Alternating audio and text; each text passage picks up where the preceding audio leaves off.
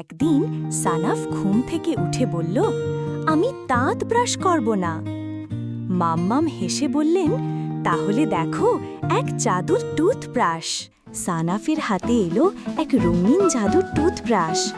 হঠাৎ সেই টুথব্রাশ কথা বলল, হ্যালো সানাফ, আমি জাদুর টুথব্রাশ।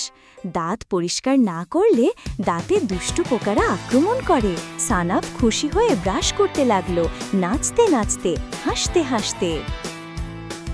ব্রাশ করতেই দাঁতের দুষ্ট পোকাগুলো দৌড়ে পালালো। মুখের ভেতরে এখন ঝকঝকে আলো। সানাফ আয়নায় দেখে মহা খুশি, তার দাঁত এখন একদম চকচকে। রাতে নরম আলোয় সানাফ ঘুমিয়ে পড়ল, পাশে রাখা তার প্রিয় জাদুর টুথব্রাশ।